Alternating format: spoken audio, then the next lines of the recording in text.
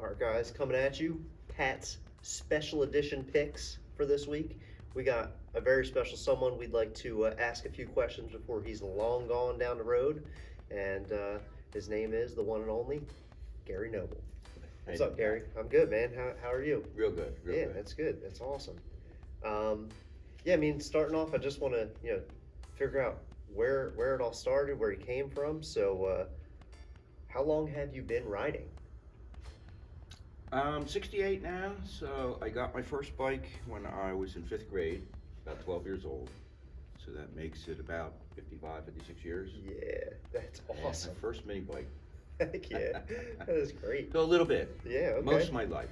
Yeah, that's great. So most of your life you've been riding, Mhm. and clearly you've been in the motorcycle industry working for a while.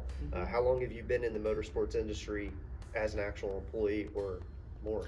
Um, about 40, 48 years.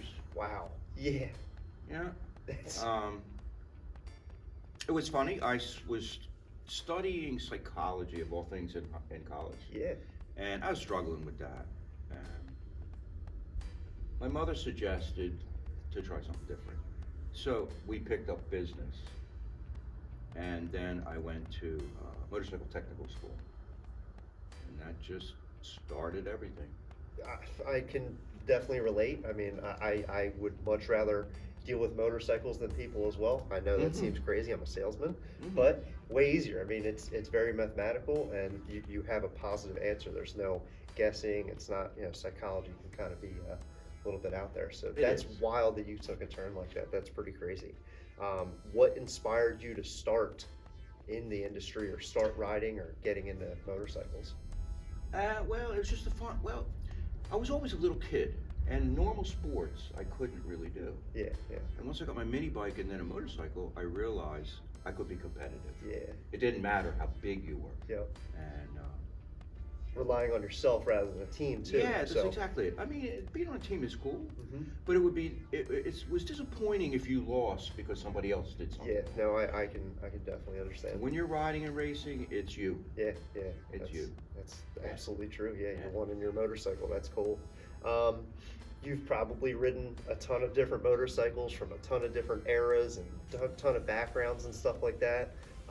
What is your favorite motorcycle of all time? That's actually pretty easy. 1984 CB 650 Nighthawk. Yeah. That's the bike my wife Donna came in to buy, Okay. and that's how we met. She ended up riding a lot, and it's been since 1984. Wow, that's awesome. Yeah, that's I definitely was expecting something with knobbies, but yeah, cool. Definitely, that's That great. started everything. Yeah, I and could. fortunately, she so supported me through the racing and everything. It's Cool. been a lot of fun. Yeah, definitely. Yeah, awesome. And Race bikes, though, what's it, 81 RM250, the first floater. yeah, That was cool because that's what I turned expert with. that's cool. Yeah, yeah. Racing guys like Jerry Slayton. Yeah, nice, That nice. was a good yeah. bike, yeah. But That's anything, awesome. anything is good, you know what I mean? I still am allergic to orange bikes, though. Okay, yeah, I can relate to that. Absolutely. Yeah, there's something about orange, man. I always sneeze when I go in that room for some reason. So tell me a little bit about Hollywood and the number 69. I mean, you are iconic with that. So Um, riding gear is our fashion. yeah. And when you're in the business, you need to be pushing it. Hmm.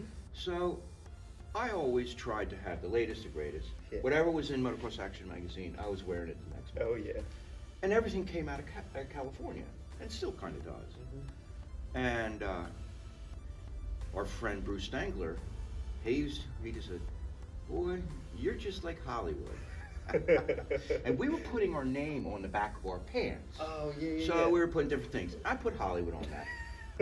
And then 69 is just it's a number that has different connotations, Yeah, like yeah. maybe 13 or whatever. Right. So I had big 69 and then Hollywood on my butt. I got in and out of trouble with that kind of stuff. Yeah, I bet, yeah. That's awesome. Oh, that's too good. So you've been working here for, wow, we're probably going on like 7 years now? 7 years, Yeah, yeah. so Yeah. what is your favorite thing about working here at Mount Holly Motorsports?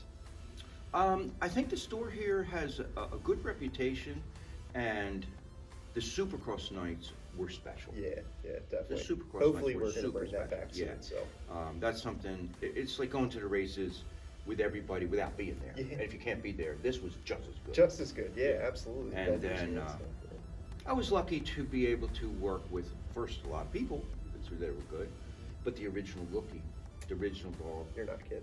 Yeah. Yeah. Rest in peace, Rook. Yeah. He was, He was come awesome. he come and visit me for breakfast every day. Every day, absolutely. Now Howie has taken up Yeah, that. right.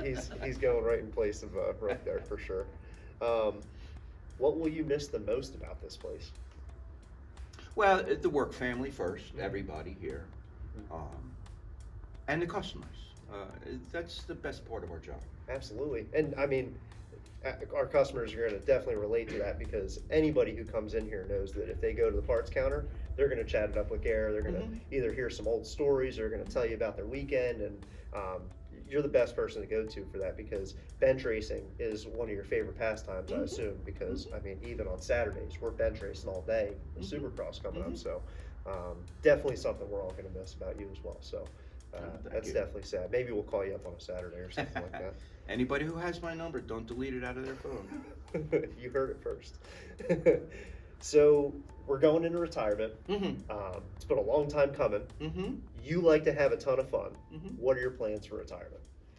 A short-term plan is Donna and I are going over to see the TT in Isle of Man. Yes. Which is a total bucket list. Oh, man. I'm surprised that we're doing that. When we come back from that, we're going to be heading south towards Warren. Yeah. And I'm going to ride every day I can. Yes, that is awesome. Heck yeah. So, and then we'll be coming back and visit people. Yeah, we hope so. That was actually my next question. I was just wondering, like, I knew you had plans of travel a little bit, maybe moving down south and stuff like that. But you've been in Jersey for such a long time; it'd be hard for you not to come back here. You plan on coming back here and Absolutely. hanging out? I mean, you're hooked up with one of the clubs up here, so No, there's just too many friends here. Yeah, definitely. I no longer have family in New Jersey, but friends are family. So we will be back for that kind of stuff. Yeah, we look forward to it for sure. And in the short term, I mean, I'm going to be riding more, so I'm going to need parts more. So I'll be back. Yeah, that's awesome. Good to hear. We're glad. And so we're kind of wrapping this one up. We would like to hear some sort of like dad advice or something you would like to tell just everyone. What is something you want to get off your chest to just everybody before you come out of here? Well, it's not get off your chest. When you get older, the one thing is that saying carpe diem, seize the day. Yeah. Don't waste a day. Definitely. And then the same thing is, every chance you can go riding. You might not be able to in a time or something. And it is our passion. Yeah, for sure. So if you don't do it, no one's going to do it for you. Right, yeah. And, not doing it is just going to make yourself not want to do it the next day. I mean, I hear a lot of customers coming in here, telling me about their age and how crazy it must seem for them to get on a bike or getting on a bike after 20-something years. Don't worry about it. Jump on. Like, we have Gary here, 68 years old. The dude looks like he's maybe 50. He ain't 68. And it's insane. I mean, people from all walks of life, you can jump on a bike, ride it, enjoy your life. What speed you're going at.